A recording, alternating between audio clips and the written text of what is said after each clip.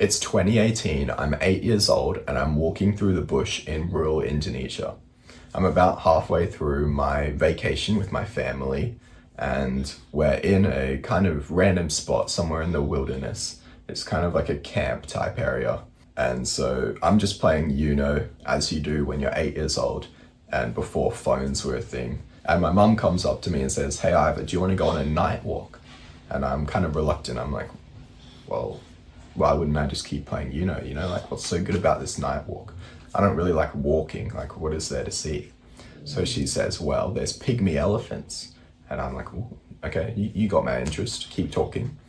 I'm 8, so I didn't say that, but. And she says, there's also Western tarsiers, which, like, I'll put photos on screen, but it's just like a little, like, possum kind of thing, but with massive eyes. It's really cute. And she's describing it to me, and I'm like, all right, you've got me. I'll go on this walk, fine, but it better be good. So I'm on this walk, and we're walking along, and we get to an electric fence, and the tour guide says, "Hey guys, just watch out for this. We use this to keep the pygmy elephants out." And everyone, my mum's just like, "Isn't that kind of dangerous?" And the tour guide's like, "Yeah, but you just don't touch it, you just step over it." So being this skilled, dexterous 8-year-old I am, I step over it, I don't touch it, thank God. And we keep walking. And there's a bunch of like bogs and stuff, and like mud. So we get through those. I managed to not lose any boots this time, like I had earlier in my holiday. And we just keep walking. And generally it's pretty average, right? I'm wishing I stayed back and played Uno. But as I'm walking along, I see that up ahead, the group has stopped and they're all quiet, they're whispering. So I'm like, ooh, what's this about? Have we seen something? So I walk up and I see on the tree, there is a Western tarsier. And it looks so cute. Like, even at 8 years old, I have a huge appreciation for this thing. My mum says, "Ivor, are you glad you went on this walk now?" And I say, "Yes, Mum, you were right." So why am I telling you all this? Well, for most people, I think, and probably for you, based on the fact you've clicked on this video, I think most people tend to have like more fun when they are kids. And this story is a prime example of that. So when we are like kids, we kind of just do things, right? I'm sure a good chunk of your memories and my memories from when we were kids are things that we did regularly, maybe from school or from playing video games or reading books, whatever it is that you did a lot. But you probably have a lot of memories of just random stuff that you did. For me, it was this story that I just told you, and I have many more just like it. I want you to when you were younger, you probably have a lot of memories of just really random stuff that you did, and you can't remember why you did it or like what the process was that caused you to do it or who asked you to do it. You just remember that it was really fun. So this shows that really just part of having fun is just trying random things, doing random stuff that you're not sure is going to pay off, but ends up paying off. It's not just doing stuff that you always do every week. And I think people have less of those as they get older. Basically, we're all too scared to try things, and this is making us have less fun. The reason we do less of these things, I think, for me at least, is a lot of it is social pressure. So you don't want to like go do things by yourself because you need your friends to go, because everyone's going to be looking at you and go, who's that weirdo who's by himself? Like, what a loser. And that's what we think. And we also think that like there's better things we could be doing. Like if we just stay home and watch Netflix, that is guaranteed to be a certain level of happiness. If we take a chance on this random thing, it could be really good or it could be terrible. And we are scared of it being terrible. Kids, they can't evaluate that and they're not scared. So if you want to live a more fun life, you have to take more risks. And there's a way, I don't think every single thing you should just do. So like, you don't need to agree to everything just because it might turn out to be really good. I think you actually should weigh it up and kind of work it out. And I do this quite like mathematically because I'm quite logical. So maybe this will work for you as well. Depends, may not.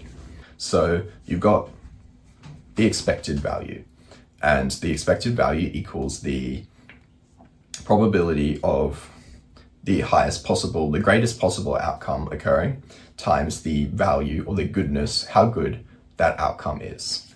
So for example, when you're staying at home, the highest possible outcome is you get a lot of work done. And the probability that you get a lot of work done is quite high because work is pretty consistent. So that would lead to a reasonably high expected value. Now, if you have a deadline tomorrow, the value goes up significantly because the greatest possible outcome is you meet your deadline and you don't get fired.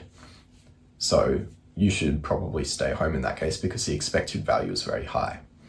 When you are just watching Netflix, the highest possible value is pretty low because you don't gain that much from watching Netflix, even though the probability that you will get the greatest outcome is very high. Compare that to when you are doing a random activity, like trying something new. The certainty that you'll get a good outcome or the best possible outcome is quite low, but that best possible outcome might be quite high.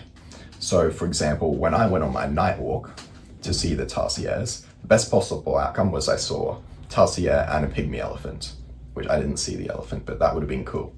And the probability of that was kind of low. So should I have done that? Well, I have to compare that to playing Uno. Playing Uno, I'd already been playing it that day, so the value it gave me is very low. But it's quite certain that I will gain that value. So overall, I think I made the right decision to go on the walk because the expected value was higher. So I expected to have more fun, basically. And this is all you can do. You can't know that you're going to have more fun, but you can predict that on average, this is what will happen, or this is the most likely thing to occur. That's what the expected value means. So if you're thinking about trying something new, weigh up the expected values, weigh up how good you predict it will be based on the odds of something good happening and how good that thing is. Now, you're probably going to feel reluctant to try the new thing because you're comfortable.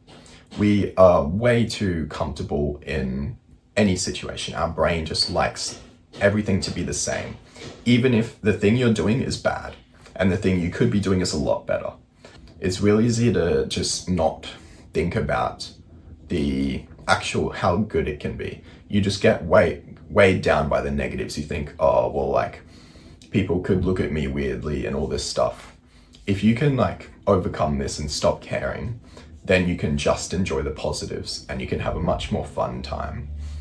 So you have to just tell yourself that and remember that you're staying at home. Your brain is telling you that staying at home and not going out is the best thing you can do, but it is just trying to stop you doing new things. The best thing you can do, you actually have to just look at the maths and the expected values. Don't let your brain trick you. Basically, going back to the maths, your brain is just going to pick the thing that has the higher probability of a good outcome, even if the good outcome is not as good, much worse than the other good outcome, which is a lot riskier. But that is, your brain is not doing it right. Your brain should be looking at the overall expected value. So the probability of the outcome multiplied by the goodness of the outcome, not just the probability of the outcome. It is an error on behalf of your brain. Another thing is don't do new things or try new things because of like FOMO or because people are telling you should do stuff. Do it because you actually are interested in it. Now, I don't think you should ever really do things that you just have no interest in.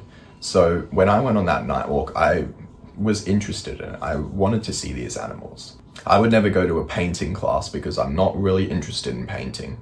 Going back to the maths, if you don't think you like something, sure, there is a tiny possibility that you really like it, but because the probability that you really like it is so low, the expected value is low, and you're better off doing something that you think you're already interested in. And I'm just saying interest. You don't have to have tried it before. You can try new things. That is a very good thing to do. But you're just like thinking about it and you go, oh, that sounds interesting. You're not just thinking, oh, that sounds boring, but I guess I should try it because I should try new things. No, only try new things if you actually are interested in it. You think it sounds cool.